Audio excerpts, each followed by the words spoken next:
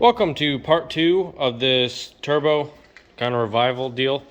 I don't know how part 1 turned out. This morning I tried uploading it for like the third time and the file was still messed up.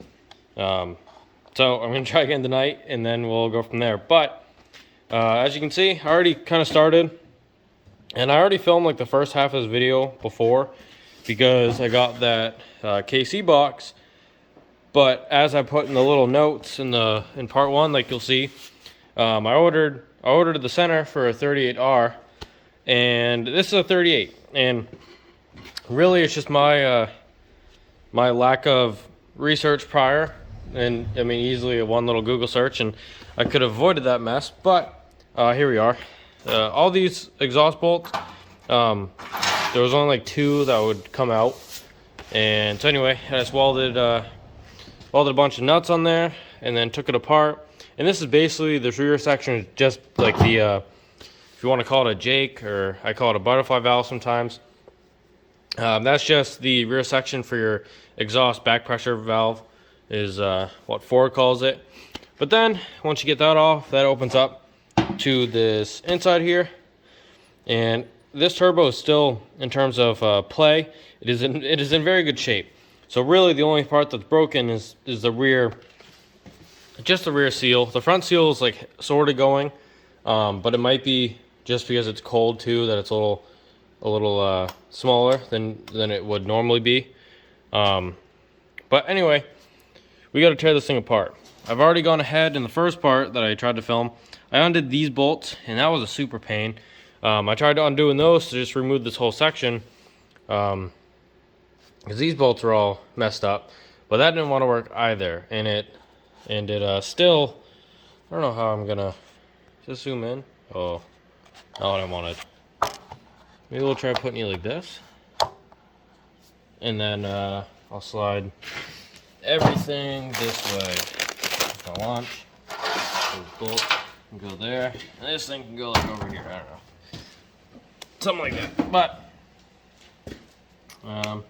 see I don't know, I was hoping it was going to get stuck on something, and moving this I'd be able to see it, but this is exactly what I thought it was going to be. It was just inside is just the compressor wheel, and that's it. So anyway, probably what is going to happen next, and oh, just in case you're wondering, this little doohickey, this is your wastegate. This is your internalized wastegate right here. When you hit, I don't know what these trucks are at, like 20, 21 maybe. And when you hit that bitch opens and sends it right out to the exhaust. Anyway, so these still don't want to separate, and it is quite rusted together between this exhaust housing and the center cartridge. So I think what we'll do for now is we'll put a socket on this exhaust. We'll see what, I don't know what it is, but also doesn't really look like socket size. I thought there'd be something I can throw a socket in, and then I can just undo the compressor wheel and then back off this compressor housing. But I don't know. We'll start that and see what happens. Now also in the part I tried to film before too, I took the compressor housing off, and I only put 2 bolts back in there. And I hope that doesn't fuck up your angle too much, but kind of wobbling the table. But it so I only have 2 in there just to hold it on. I didn't want to damage the compressor side at all while I was fucking with the exhaust side. So this one, I don't know why I just didn't grab the Milwaukee, but so it is.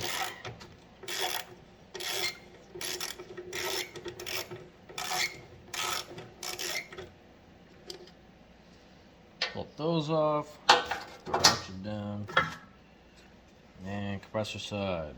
Everything looks good in terms of that, I guess. So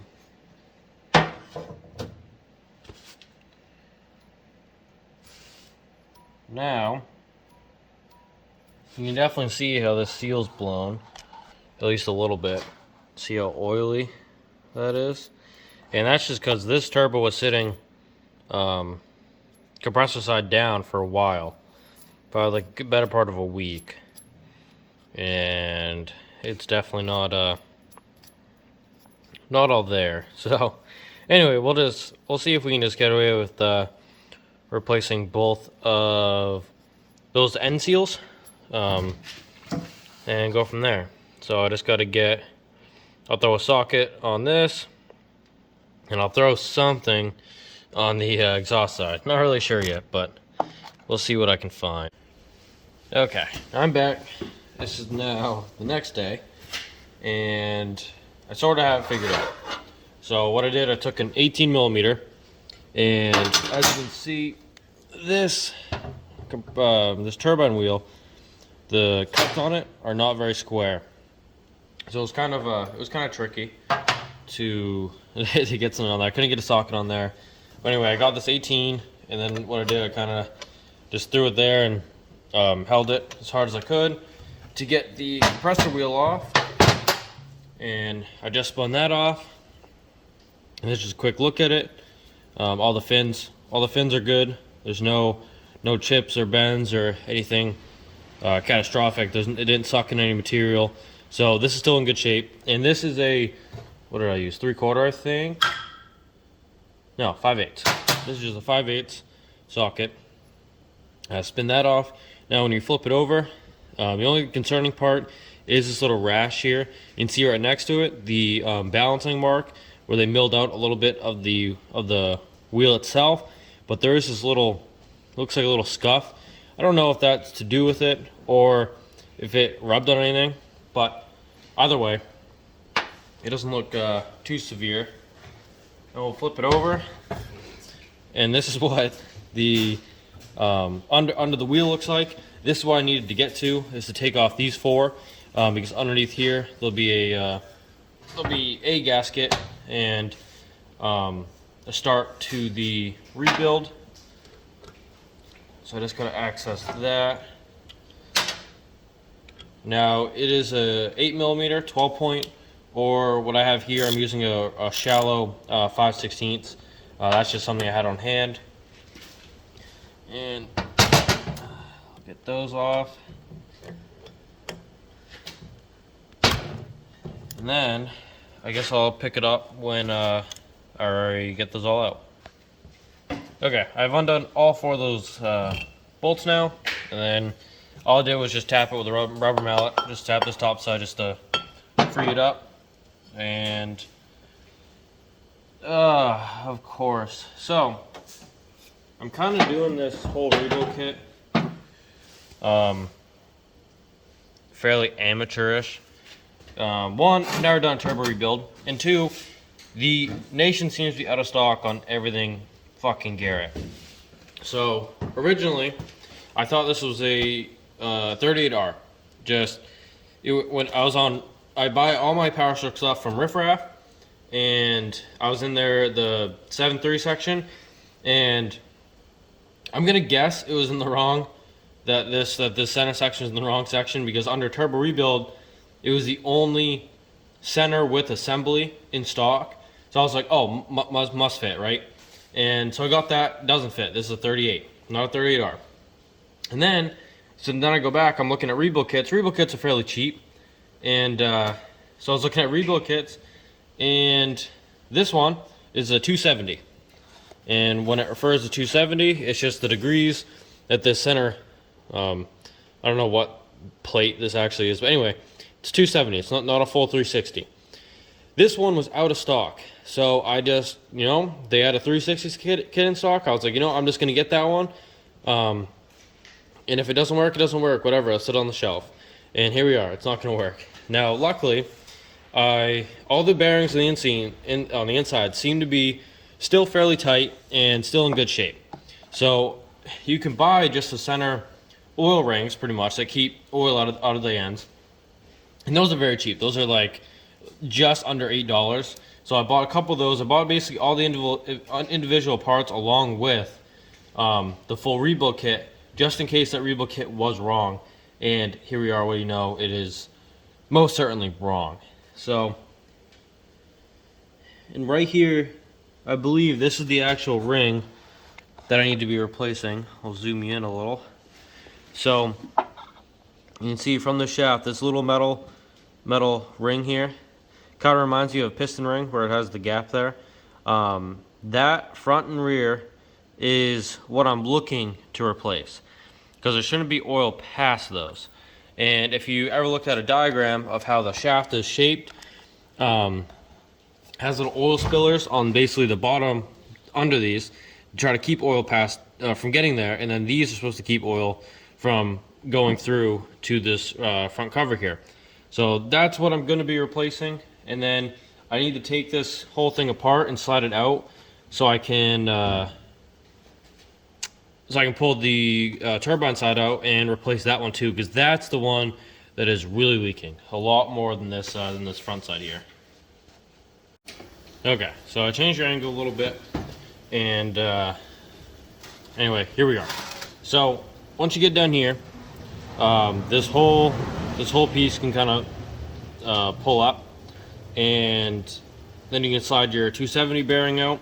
You can see it has these little oil ports through it, and this part with the machined area that goes down. You just got to make sure the solid part is going to go up top, and that can kind of, you can set that away. Now I want to make sure that can't. Okay, I think that's all one piece, but that way you don't just slide this washer and then you get messed up and pull this O-ring off. It's just kind of stuck on there. I don't know if it's glued or what. There's some sort of adhesive because there's no groove for it to actually sit in. This bearing, you can just slide it off the center shaft there. You can see this one's all covered in full oil ports, and this is what keeps that end of the shaft all lubed up. Now this is what we're replacing here, and I have down here, this is the new part, this is the small one, and then there's a larger one. This is the exhaust side. Now we're going to try to just replace those today and none of the bearings. Now I do believe that this 360 kit you can put in these. I think they're kind of, you can swap the 270 for a 360, and I know some people might consider that an upgrade. It doesn't really matter. I'm going to try not to crack this open unless I have to, because it's pretty easy to take turbo off. I mean, I just got the video uploaded last night, and it's only like 20 minutes long, and in real time, it's probably, without filming, you could probably crank that thing out in probably half an hour, really. But either way, we're gonna try to, I gotta figure out what the best way to take this thing off is so I don't mess up the rest of it. And then this cartridge needs to come off. Okay, I finally got the center cartridge removed from the exhaust housing, and that was a pain, but we got it. Now when I'm looking here, I don't see any issues, because, well, the reason why I'm starting off with looking here is because I want to show you what this turbo looks like, or the turbine wheel. So everything looks good, a little oil, but I knew I was going to see oil in there. Now we can just separate this shaft, will fall right out from the center housing, and I see a lot of chunkies and a little bit of carnage from inside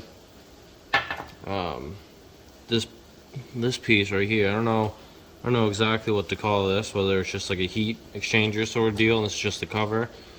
By the way, this inside is not ideal. But anyway, we'll set that aside for now. This thing can go live with it. Now, two of the bearings fell out. I tipped it upside down, and pretty much this bearing on the top side, and then there was another basically like oiled shaft. But this wheel is not in good shape. I don't know what caused this, but you can tell it was grinding on something, because every one of these where it's I don't know if you guys can necessarily see it with the camera, but it looks like it's spinning, and it kind of just bent all of them over, and it was flaking out. So I don't know what to do with that. At this point, I just need to get the truck running. So then I'm just going to replace these oil seals here, and then put it back together and see what happens. See if it's still spitting oil, and if it does spit in oil, then we'll take it back out and throw that whole bearing kit in there. But where there was literally zero shaft play, I don't want to necessarily use these bearings or throw them away, because they're still in good shape. And then I guess once it's running, assuming it stops spitting oil, we'll see how the performance is.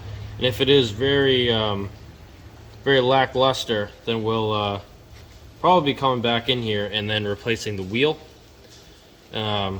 Maybe just do a whole KC balance assembly, or I'll track down a compressor housing for a 38R and an exhaust housing, and then just build that KC 38R I have and slap that in there. Now, I should be returning that 38R because it's like $650, but I think I'm just gonna buy it because this is my father's truck, and he bought that based on my poor judgment, and so I think I'm just gonna buy it off him just so I can keep it on the shelf, just in case I can always use it at some point. If you flip this over, you can see all the milling marks down below. It seems like a lot to take out from both sides. I feel like this side could have been smooth, could have taken a little less from over here. By the way, when you see those, don't be alarmed. Those are just millings to balance this wheel. Now, I can't imagine it's too balanced anymore, being now half the fins are more torn up than the other half, but they're all pretty torn up anyway. So let's see how I go about replacing these, because I've never done this before. Okay, so I started to take apart. This was the cam pieces. That just means it's metal. Being very thin, and the heat cycles it took, the metal can get brittle, and that seems to be because I've kind of flexed this one a little bit, because I need to get it just flexed just enough where you can see here I have it just over. Now I'm just going to slide it down the this oiler, and then now it just kind of lives in there. I think maybe I'll just pinch it for a little bit, see if the metal can get kind of used to being at this size, so it doesn't slide up over at, because there was a little bit of I'm not even pointing at you, of a gap there, just from me prying it open. But that's that replacement. Now I'm just gonna kind of wipe these and maybe throw like a brush, something in here, like a paint cleaner brush, just to make sure there's no debris inside these bearings. But these bearings are good. There was no shaft play. I don't want to replace those if I don't have to. This kind of goes in the center here. Same thing, I'm just going to clean out. There is a little bit of chunkies in here of just either just deposits, pretty much just oil deposits is likely what I'm thinking it is. Or I dropped this on the ground and one of these on the ground, so I could just picked up a couple pieces of dirt. Not a big deal, just clean it out. This seal is in very good shape still. I'm just going to reuse it. Now, I did open this so you can kind of see what it comes with. This is the Riff Raff kit. Riff Raff is where I buy all my Powerstroke stuff. They have good shipping times. Whatever you pay for shipping is what it is, it's going to come then. And I opened this just to see if, like these pieces here, if they already had these piston rings installed, and they didn't. So I pretty much just closed it back up. But it comes with these 4 new bolts. These are the ones for your compressor back plate. Inside this piece is your 360. Now, the difference between the 360 and the 270 is basically how much it oils. The 360 obviously just has oilers all the way around. and the 270 only has oilers, you know, 3/4 the way around. So some guys, when they rebuild them, they want to go with the 360 kit because you do get better oil coverage. However, I want to leave this kit as a complete rebuild kit still. So if I don't have to use any of it, I don't want to use any of it. That way, if something happens or if a local guy needs a rebuild kit, I have one just right in stock. And really, honestly, to me, with how fast the shaft is spinning, I really don't think you need a 360 kit unless you're in like a high horsepower application, a race application, a pulling application, something higher performance where it truly needs that lubrication all the way around all the time. Being in a work truck, this is the first turbo I've ever seen fail on a 7.3, and I really think it's because of what happened to the motor. This is the turbo off of that engine I took apart in a couple videos ago where it had the melted piston. That is where all these fins got damaged from, I'm assuming. Where the glow plug was exploded, the tip of the injector was gone, the whole piston was melted on the top half there. There's a lot of debris that came through here that likely messed this up. And being how that injector was held wide open with the tip off, and it hot enough to melt that piston, this turbo must have gotten very, very, very warm. And you can kind of see that in the coloration of this bearing here at the end. If this wheel ends up not holding up or the performance is bad, I'd be almost more inclined to get a whole balanced assembly or at least a turbine wheel, just so I can get this bearing new and not all burnt. And that's just personal opinion, I guess, to me. But where none of the bearings are damaged, I just want to keep this all fine, and I want to keep that kit all together. And this 270 oiler is going to be plenty for me. It doesn't really matter. Like I said, I've never seen a 7.3 turbo fail prior, and I'm gonna guess this one only failed because of other issues. So I'm really not worried about it. I think that this plays into a big gimmick that a lot of diesel guys get sucked into. A lot of just motor guys get sucked to in general. They think that this one little kit's going to help their performance so much better, and it's just going to make them feel so much better about themselves, and it really just doesn't. To me, it just doesn't really matter. Now they are cheap. They're only like 75 bucks. I think that one maybe 73, which whatever, same deal. But in general, they're cheap, and it's one of those things I really don't think matters. Now, if the whole thing was fried and I needed that whole rebuild kit, I mean, obviously you just throw it in there, right? It's just right there. There's no sense in reusing the 271 if you're just rebuilding the whole thing anyway. I just want to keep that separate. God, can you just get out of there? I want to keep it separate just so I can keep that kit all together. Now, coming off, you don't need to be as gentle as you need to do when it goes back on, because obviously this one's not going to be used. This one was not nearly as brittle. Maybe it actually looks pretty much okay. So this one didn't break or anything. I'm just gonna throw that one out so I don't accidentally reuse it. It's all bent. This is a new one. You can buy these separate, like I said. I think these are like just under $8, which is obviously the cheapest way to go about rebuilding it, assuming your shaft and everything's good. I believe they look fairly square cut on both ends. I'm just gonna go for it, but all I took was a small screwdriver and just kind of popped a lip off. Maybe what I'll do is put the screwdriver in there between the two, see if I can just spread them just a little bit, just enough to get one started, and then you can kind of just work it around. Now, I wouldn't recommend keeping this on this edge where it is spread out as much, where once it's down into its hole, it kind of shrinks back up, and that's where it wants to be. Now, ideally, if you know anything about a motor, these are going to kind of work the same way. This is going to get hot. That's why they need to be oiled and lubed. Just keep everything spinning good. But these are going to get warm. Now, when these get warm, these pistons are gonna, or these rings are gonna tighten up.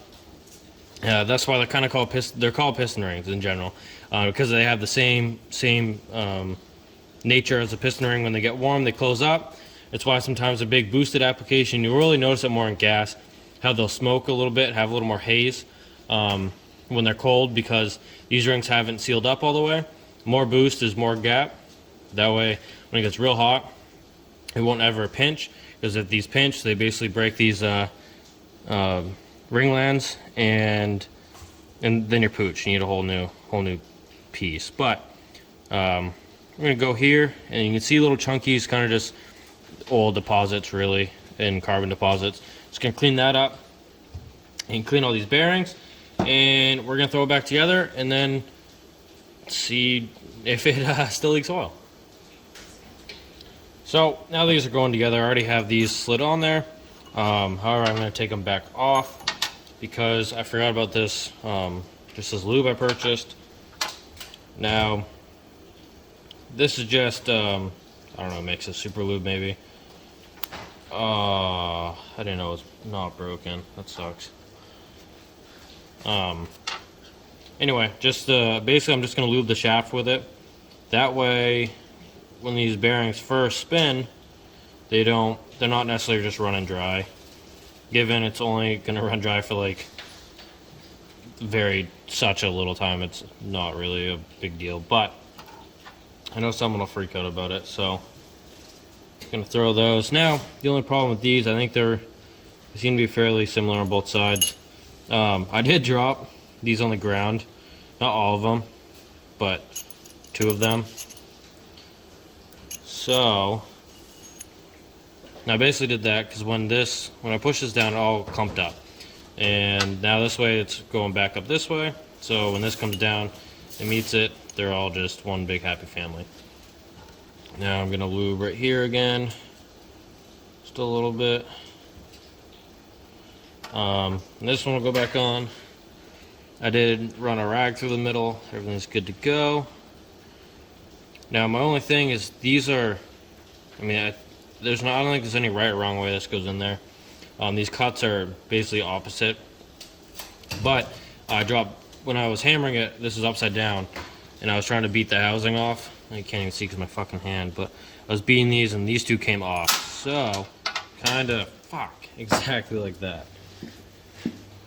Oh, and that's how that dirt got in there. So this is pretty much how I cleaned it. Just threw this in there, pulled it through, did this a little bit, and then pulled it towel back through, and then just make sure all those oil holes are clean. Yes, we'll throw a little more lube on the top here, and get it going.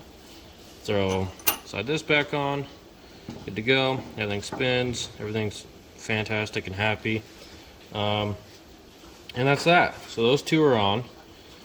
Now this one will go on. I'm going to slide the center cartridge in because this is bigger, the center cartridge, and we should be pretty good.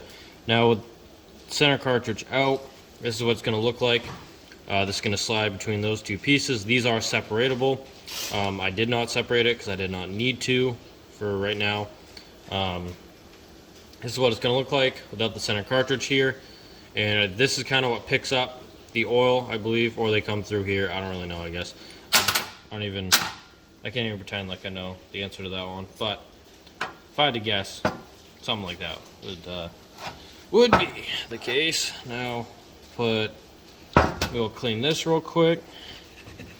I don't really care about the excess oil as much as I probably should. I just want all these chunkies and bits and pieces out of there so they don't chafe on anything and cause any issues. That looks fairly okay. Put that there. Slide this over. For now, just clean up this end. And maybe it's something like this where the cartridge is maybe a little messed up too. But I don't know yet, I guess. We'll see if it's still leaking, and then if so, pull it apart and then see what it has to say. and go from there. But I don't want to talk about that too much if I don't have to, because it might be okay. So now we're gonna just start this and get this side of life to go in there. Is that all? Definitely not all the way. What's holding me up? Maybe that piston ring? Oh, there she is. Piston ring just had to... Piston ring kind of gets forced down to size to fit in there. And with these bearings, I mean, there is no shaft play here. This is a good... These are good bearings in here. Now this, you can hear this piece kind of wall around. That's going to be tight once the exhaust housing is on. And I think that's going to be our next step. We're going to set this into the exhaust housing. You need to be certified in City. Yeah, I do. So what I did here, I bought a bunch of these replacement bolts, and they're all kind of the same running through this piece, just 12 point, but I want new bolts in general, just because everything's so rusted and shitty. I almost did that backwards. So I'm gonna hold the shaft and just set it down into this exhaust housing. I'm good to go. Now I'm hoping as I tighten this down, it'll squeeze. We're gonna see. I'm hoping if we tighten that down, it kind of pushes the clearances all back to where they should. Because it still spins, it just, I don't know, it seems pretty close to how it is, so. Yeah, it's just that piece, so we're gonna,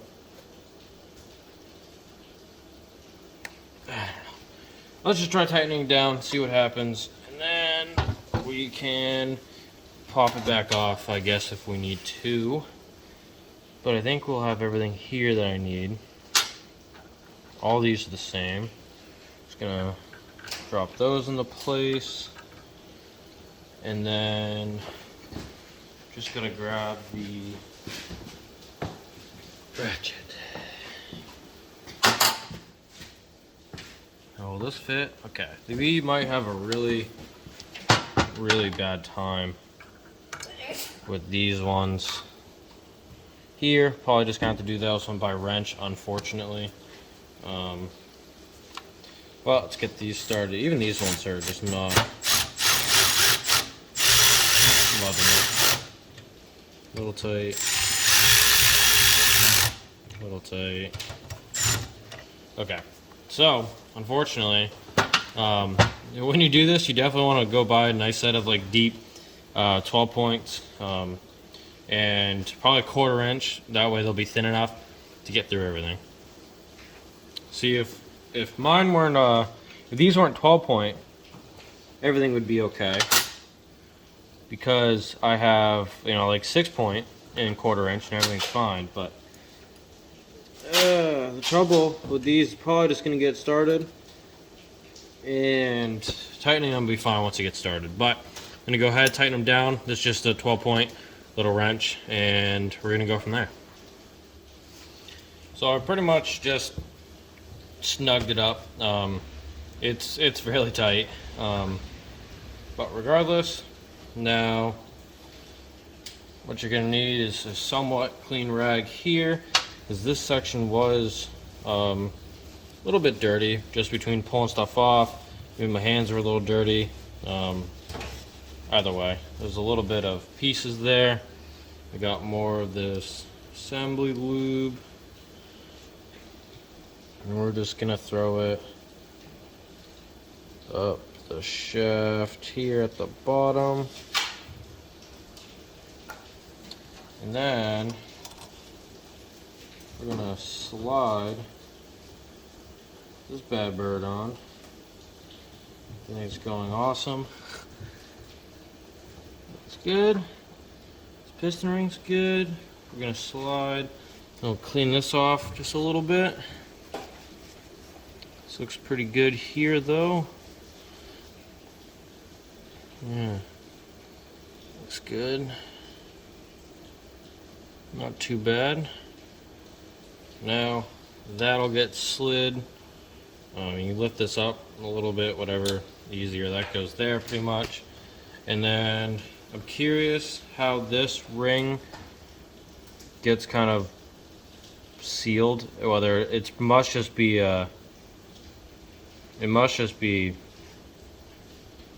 based on just pressure, but either way. So we're just gonna throw that one on there. You can kind of see where it used to be and what shape it was, but pretty much that. Now this backing plate can go on. Probably should get another clean rag over here. Seems like I'm running out, but so you can probably put it in here. Now, not that you can see anything, but you can probably just stuff it right in there, and then that way it lands on the cartridge where it wants to. Though guessing, I hadn't even flipped that over, so it's a good thing I did to clean it off, or else I would never even known, and things would have been fairly fucked up. Now, this is the part where it gets a little tricky, because I don't remember what orientation this sits on, but regardless,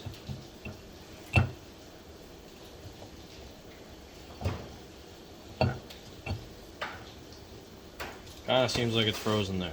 Now, let's just, well, that can't be right either way, because it doesn't line up with holes, so that must be a little off.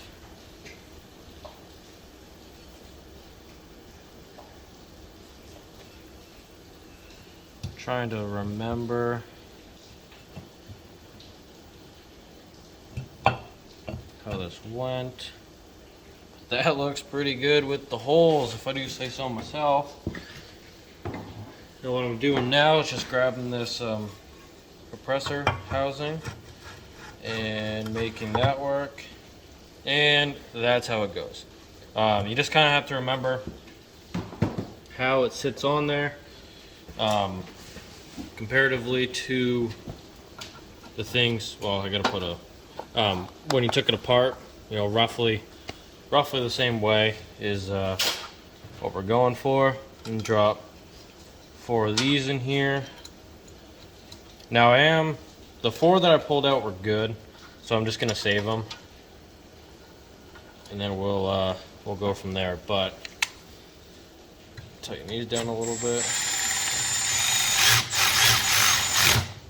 Tight, cross, get in there. Oop.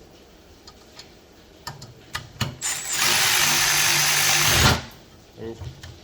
Tighter than I wanted it to start, but it's okay. Now we can just kind of go and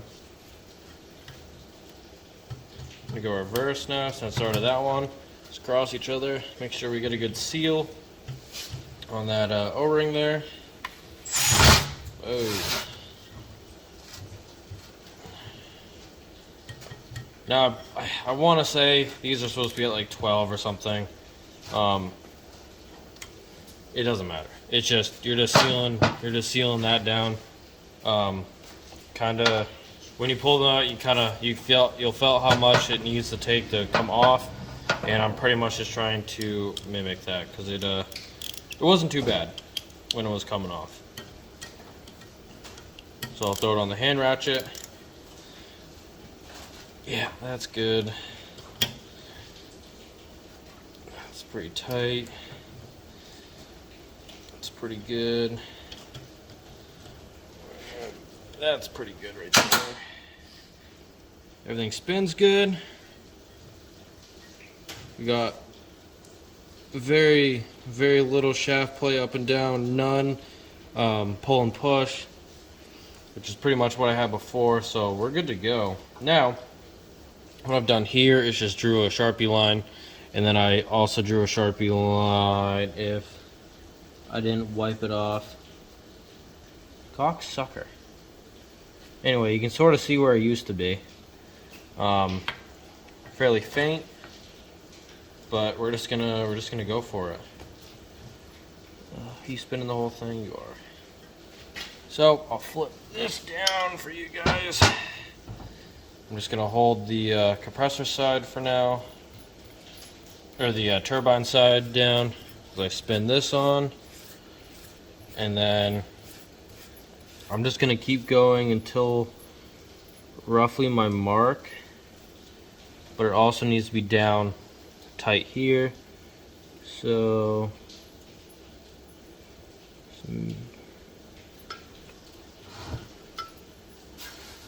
sorry, I gotta look at it with my own eyeballs.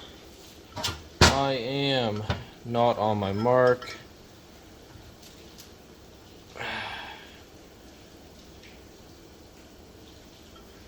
I feel like that honestly went a little further, but we're good to go there.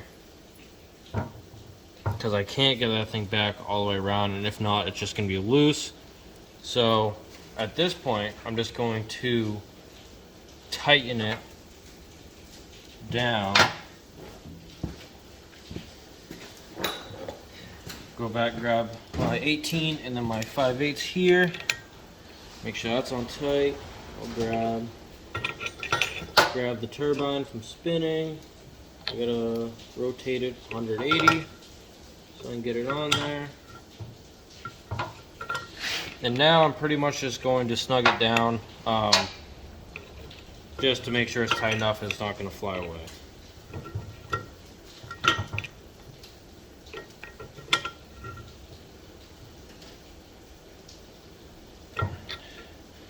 Now, where are we with my marks? It's very faint on here. You can kind of just see the edge of what used to be. We're pretty much 90 degrees away from it, too far. And we'll see. It torques down to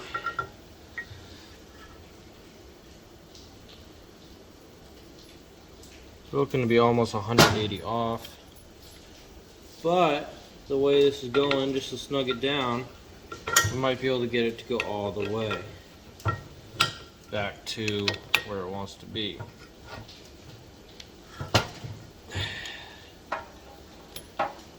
Now, what are we at?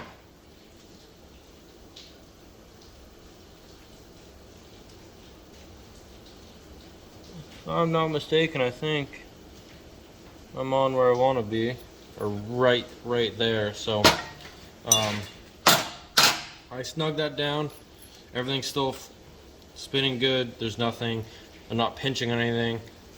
You just want to make sure basically that this pulls all your bearings through to where they want to be set. And at this point, we're good to go. I can throw this compressor housing back on. I can throw the Jake back on. And I think I'm just going to do that off camera, save some time. Because obviously you know how to do that if you took it apart. And then I guess we'll just be slapping this thing back on the truck. So now we finished putting all this back together, and these wheels, everything spins freely, everything's good to go. I feel like this might be a hair too tight, but because it doesn't really spin like forever, so I feel like that might be a hair too tight. Oh, I got you magneted. But where it is going to go from there, I got these all tightened back down. Everything else still spins good. Everything's good. So I guess this is going to conclude part 2 of this turbo rebuild. And check back in part 3. We're going to throw this in here in a couple minutes and fire up the truck, see if we have anything going on, or see if we hear any metal, and see if we have any oil leaking. Really is the most important part. But when I did tighten these down, it did cinch this, so everything spins really good. Just in case you're a little worried if you're doing it and things weren't spinning like they used to, just tighten it down and you should be good. Now, I didn't have any sort of torque specs on these. I just kind of did it based on how I pulled it apart, see how it felt, and then I put it back together. So pretty much if it's not loose, it's not going to fall apart, and you'll be good to go. But check in for part 3 and see how we did.